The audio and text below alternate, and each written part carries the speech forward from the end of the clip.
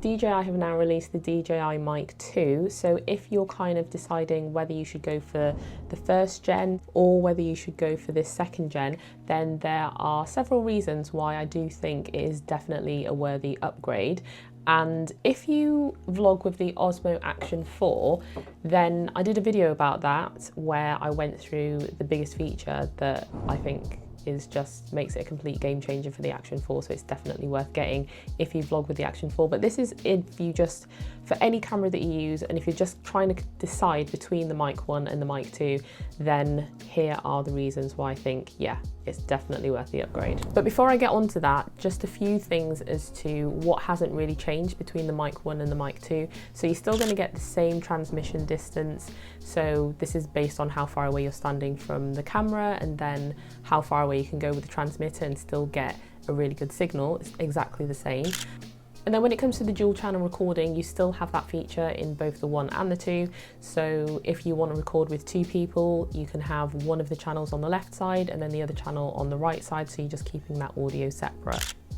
And then as you can see, they both have the magnetic attachment. So I've got the Mic 2 on my left, so the right, as you'll be watching it, and then I've got the Mic 1 on the right. Now in terms of the specs and in terms of the update, so this isn't new features, I'll still get onto those in a little minute, but in terms of the actual updates, so with the DJI Mic 2, you're actually going to get 3 more hours in terms of the battery life and the runtime. So with the DJI Mic 1, it's up to 15 hours of complete runtime, and then with the DJI Mic 2, you're going to get up to 18 hours of runtime. But when it comes to internal recording, both of them have an internal storage size of 8 gig, so you're going to get 14 hours of internal recording.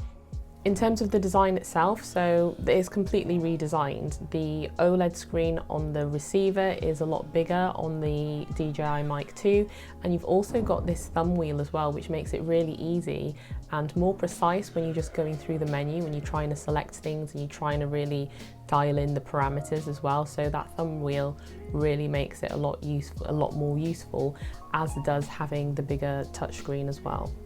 There's also now this carry pouch, which is exactly like the Osmo Pocket 3, except it's just smaller, just to fit in what it needs to. And so it's just a little bit easier to put everything in and organize things inside that carry pouch as well. You still can't attach a furry windshield to the transmitters and then close the case itself, but it doesn't matter because you'd probably still take the pouch with you, maybe. So you can just keep your windshield in there, and you can also keep the lav mic in there as well, which is really handy. And then in terms of the case, so the case again is also redesigned. So the DJI Mic 2 case is bigger than the DJI Mic 1 case, and when you close the case, it's got this little kind of lock. So instead of you just being able to flip it open like you can with the DJI Mic 1, when it closes, it kind of locks itself in place, so you have to kind of press it to then open the case. But yeah, it's just one of those things where you're not going to accidentally open the case, which is really useful. And then the one thing which isn't necessarily a massive deal, but I did find it, for me, it was a little bit of a faff to do, with the DJI Mic 1, when you use the furry windscreen, you have to kind of locate it and then screw it into the top. Whereas with the DJI Mic 2 transmitters, all you have to do is, it's got this little stick at the end of it, and then you just put it into the hole where you'd put the lav mic, and that's it, clipped in place. So for me, that was one of those little things that's not necessarily something that a lot of people might notice, but it was just one of those things for me. So now coming on to the features which are completely new. So these are features that aren't in the DJI Mic 1. And I think this comes down to 4 main ones, I would say. And the first one, which I think is probably the biggest one, is the direct Bluetooth connection. So this is going to allow you to connect via Bluetooth without needing the receiver, and you can connect to the DJI Osmo Action 4, which I mentioned in my previous video, the DJI Pocket, Osmo Pocket 3, and then also your phone. So you don't have to plug the receiver in, you can just connect via Bluetooth, and it works really well. The only thing is, which I mentioned in also my previous video, is that with the Action 4, you can only connect by Bluetooth using 1 transmitter. So if you want to use 2, then you do have to plug the transmitter into the Action 4. But with the Osmo Pocket 2, you can connect 2 transmitters. And then if you're using your phone, you can also just connect via 1 transmitter as well.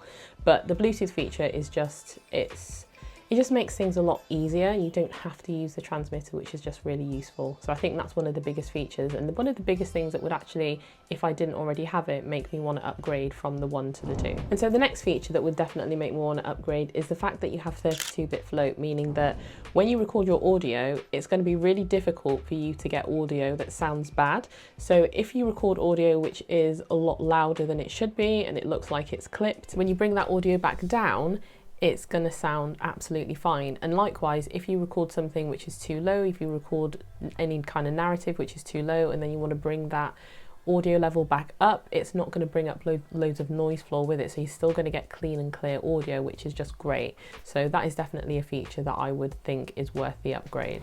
And so the next feature comes down to when you're kind of unsure as to where to set the gain for your different cameras or on the transmitter or on the microphones.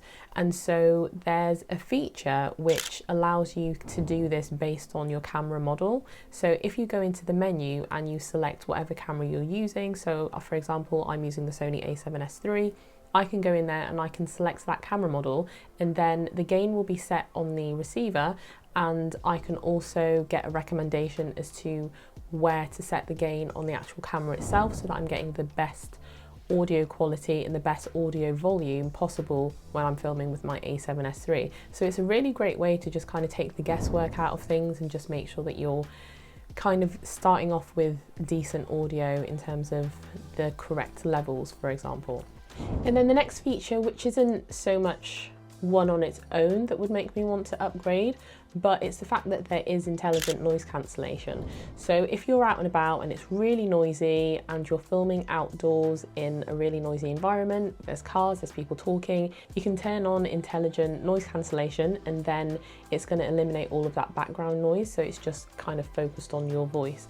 It does have a little bit of a weird sound when you turn it on, but I guess it's just kind of filtering out all that noise. So this is the audio now that's coming from the DJI Mic 2, and I don't have the furry windshield on. And so now this is what the audio sounds like with the noise cancellation on, and it's more wind, so hopefully it's cutting out the wind, and there's also some traffic in the background that you might have been able to hear before, but hopefully it's cut it out now so that you get an idea of how the audio sounds with that noise cancellation feature. I think with this is probably one of those things that I would just do in post, but if you're in a pinch and you're on your phone, for example, you're recording on your phone or with your phone, and you just want to upload something really quickly, you don't have time to do all that in post, then it is a handy feature to have. So yeah, it's one of those things that could be useful if you really needed it.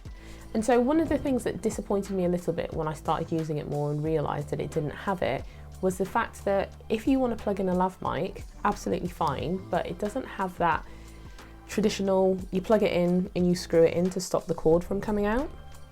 But there is a feature on the back of the clip which allows you to hook the cable from the lav mic into it, so that kind of stops it, which it does work, but I don't know, part of me just wishes that it had that that screw, that locking mechanism in that way, because that is like dead secure, that's not going to come out at all.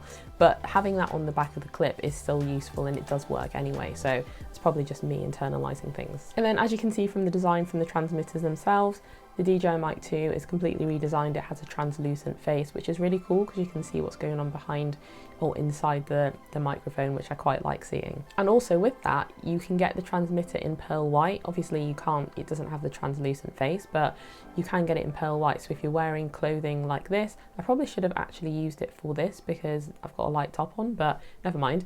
But if you are wearing a light top, then you can use the pearl white, and it comes with a white furry windshield as well. And that's the other thing, you can buy the transmitter separately because you have this whole Bluetooth connectivity. So if all you wanted to buy was the transmitter without having to buy the receiver, you can totally do that. And the price is really reasonable. I think it's like $99 for a transmitter or £89. So throughout this video, I've literally been going back and forth between the two microphones to hear the difference, and so I don't know if you heard a difference or not. I think both of them sound great, so I think in that respect you're not really going to be disappointed if you thought, do you know what, I don't actually need all the new features from the DJI Mic 2, I'm just going to get the DJI Mic 1. You're not going to be disappointed. The audio sounds awesome. Okay, so this audio is coming from both of the mics, so you can hear what the difference sounds like outdoors, and I'm just recording on the Pocket 3, but I'm actually recording internally to both of the microphones. They haven't got their windshields on at the moment. It is a little bit breezy, but my back is to the wind, so you shouldn't really get much noise, but this is what they sound like outdoors in comparison to each other. So now that DJI have come out with the DJI Mic 2 and Rode came out with the Rode Wireless Pro a few months back, you might be wondering, okay, I'm definitely considering the DJI Mic 2, but how does it sound in comparison to the Rode Wireless Pro, and what are some of the differing features between them? So you can check that out in my next video.